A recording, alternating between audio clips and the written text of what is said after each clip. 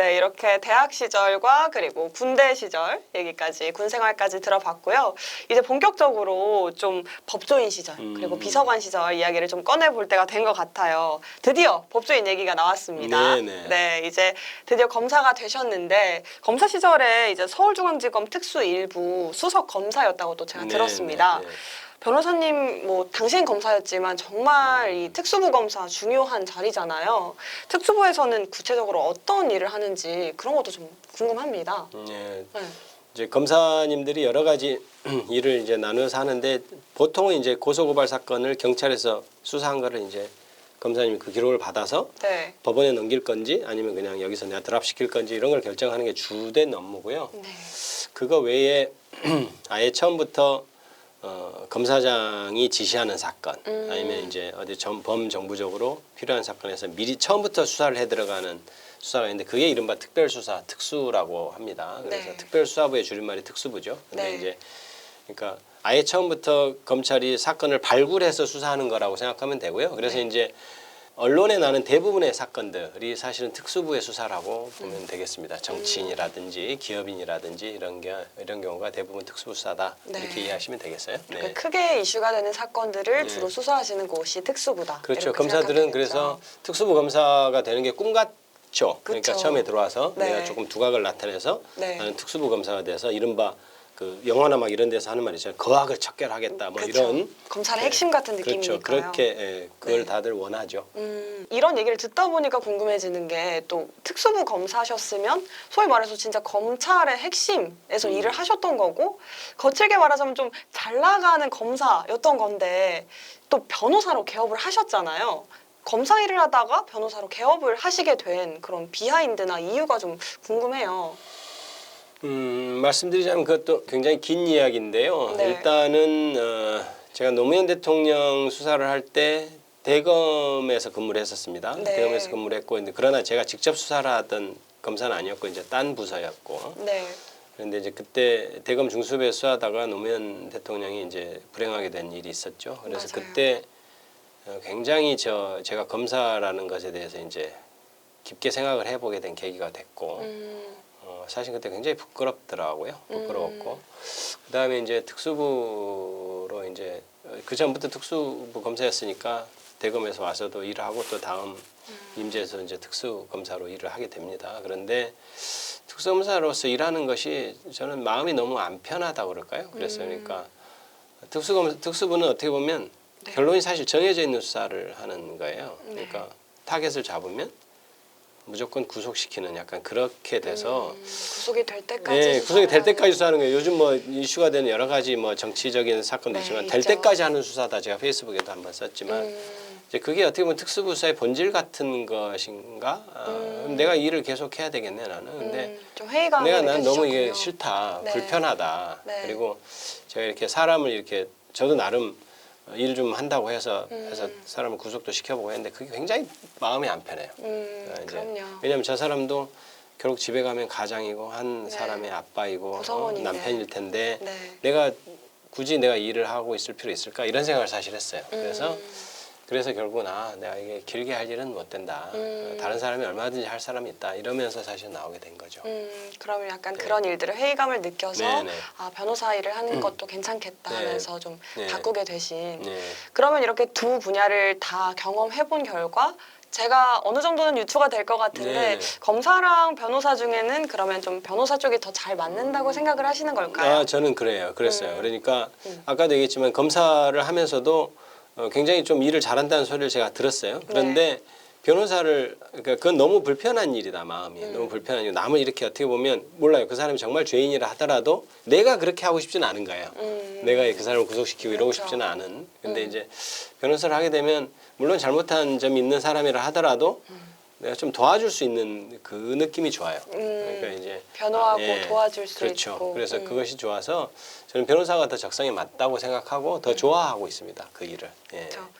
또 어떻게 보면 사람들이 고마움을 더 느낄 만한 네네. 일이기도 하니까요. 네네. 그래서 변호사가 좀 더 적성에 네. 맞는 것 같다고 네. 말씀해 주셨고, 그러면 지금 가까이 지내거나 연락하시는 분들 중에는 뭐 검사 친구, 변호사 친구도 이렇게 여러 명 있으실 것 같은데 어떤 쪽 친구들이 더 많은지 이런 것도 좀 개인적으로 궁금하더라고요. 저는 이제 제 친구들이 주로 이제 여러 가지 이렇게 범주라 그럴까요? 이렇게 카테고리로 나눌 수 있잖아요. 네. 그런데 이제 가장 아무래도 많은 것은 법조 친구들이 제일 많죠. 그러니까 이제 대학교에서 같이 법대를 다니고 그러면 대부분은 이제 판사가 돼 있든지 네. 검사가 돼 있든지 또 변호사가 돼 있든지 하잖아요. 그러니까 네. 이제 대부분은 그런 친구들이 제일 많고 그 다음에 이제 초중고 친구들 그 친구도 다양한 직업으로 있고 그런 이제 아무래도 판사 친구가 많냐 검사 친구가 많냐 이렇게 구별하기는 어렵고 네. 물론 이제 검사를 하다가 결국 변호사가 되니까요.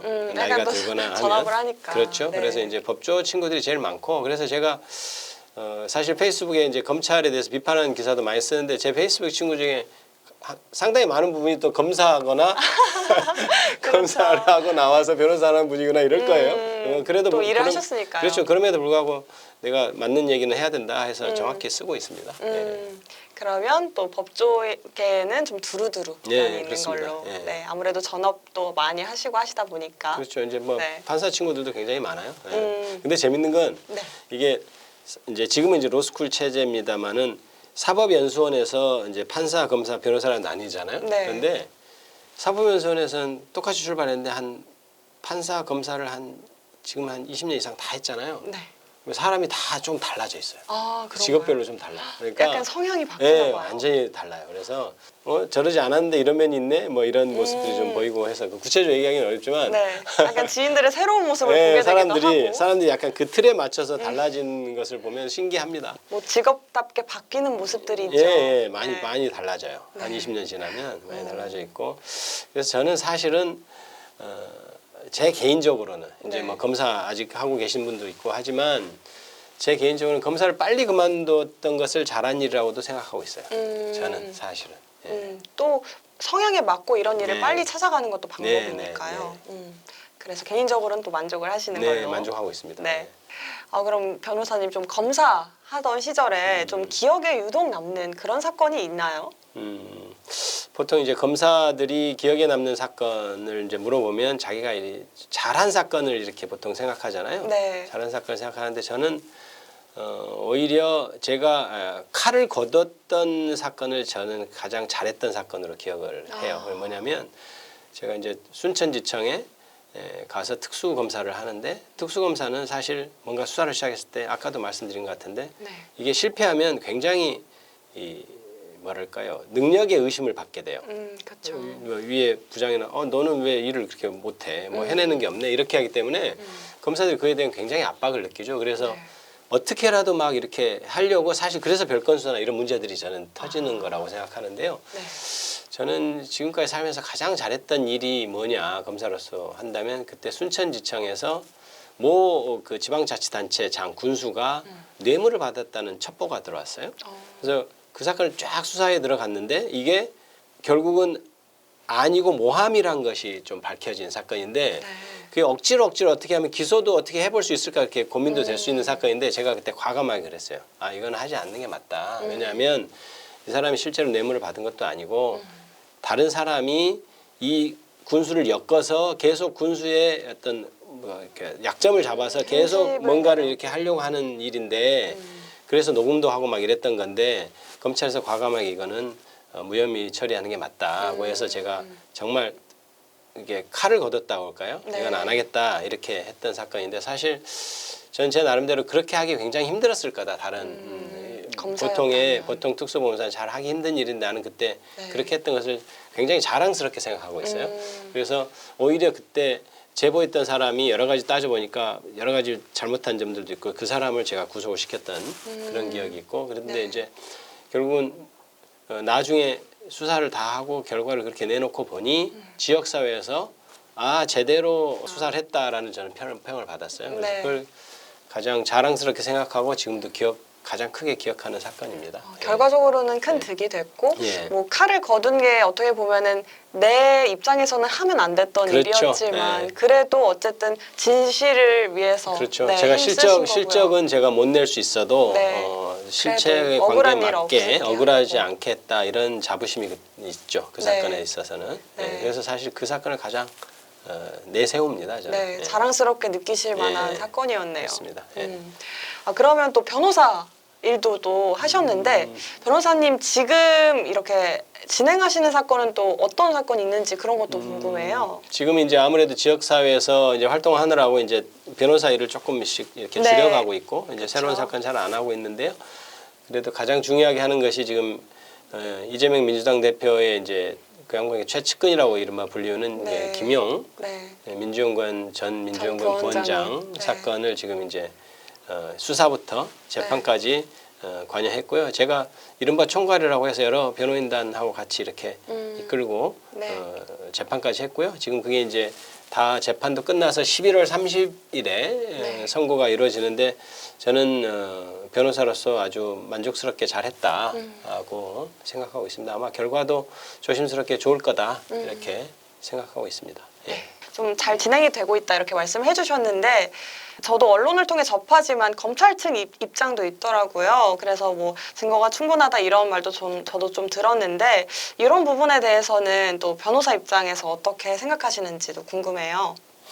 이제 이 사건 초기에 수사될 때 이제 그 검찰의 고위 관계자가 계속해서 언론에서 브리핑을 할 때 객관적인 증거가 차고 넘친다. 이거 지금은 우리가 오픈하지 못하지만 법정에서 모두 오픈될 것이다라고 호언장담을 했던 사건이죠. 그런데 지금 재판이 다 끝나고 선고만을 남겨두고 있는 시점에서도 그때하고 별 차이가 없습니다. 그래서 사실 객관적인 자료라는 것이 거의 없는 사건이고 오히려 유동규라는 사람의 진술, 그러니까 유동규가 내가 돈을 받아서 김용 부원장한테 돈을 줬다라는 진술이 거의 유일한 증거인 사건이죠. 그런데 이렇게 대한민국을 떠들썩하게 하고 대통령 선거에 관련된 정치자금이라고 하는 이 사건이 유동규라는 사람의 진술 하나, 그것도 또한 법정이나 다른 데서 도저히 믿을 수 없는 그런 사람의 진술 하나로 재판이 되고 기소가 되는 것은 굉장히 유감스러운 일입니다. 유감스러운 일이고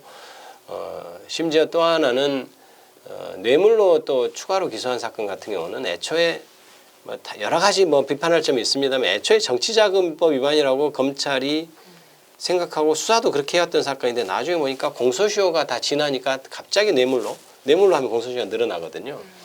뇌물로 기소한 것 아닌가라는 의심까지 들어서 물론 그거 말고도 사실 그 기초 사실 자체가 없는 사실입니다만은 가사 100만 벌을 양보해서 그렇다 하더라도 애초에 정치자금법 위반으로 수사한 사건을 나중에 결국 뇌물로 기소하는 것 이런 것이 너무나 상식에 좀 어긋난다.